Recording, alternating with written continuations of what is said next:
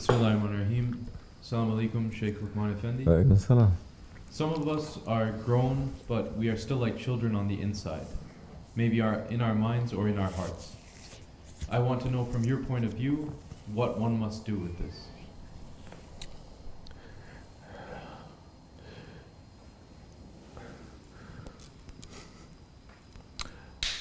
Children must always be accompanied by adults. Yes, isn't that even a law here? Minors must always be accompanied by adults, so that they don't get harmed, nobody takes advantage of them, and so that they don't harm themselves. Don't fall into this kind of philosophy or understanding that to be a child, that is to be childish, to be childlike, whatever it is, that is the best thing that you can do.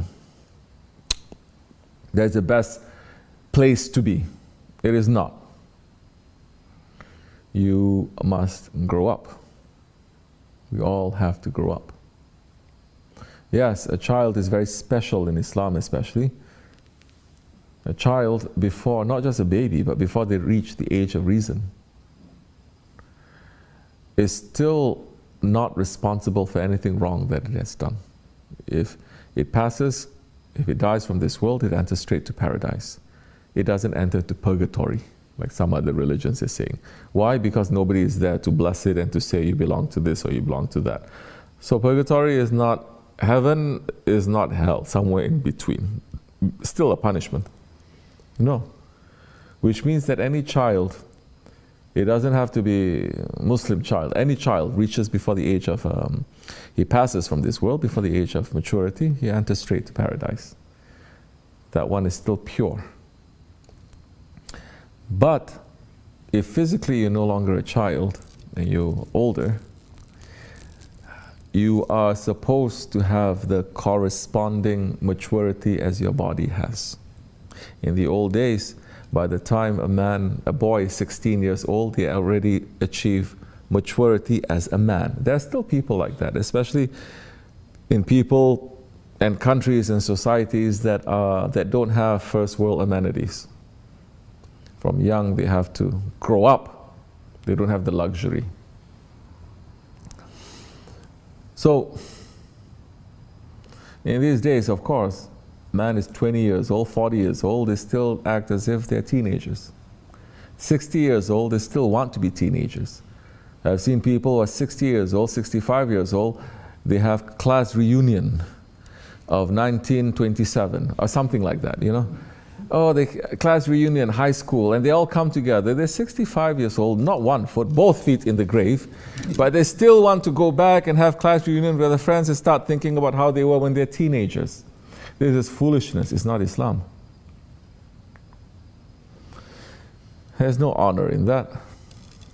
Don't you know when you are like that, in that underdeveloped stage, you're not doing much favor to too many people. You haven't produced something. You haven't. You're still, like Shaykh Efendi would say, even harsh words, says you're still there. Even if you're in the university, you're still there eating and drinking from your father's money. You didn't produce anything to society yet. You haven't worked. You don't know how this world works yet. There is no real maturity that's reaching to you. Shut there in your own ivory tower reading books, you think that is real maturity? No, you have to come out into the world and you have to understand. Then you know that this world is not like a university.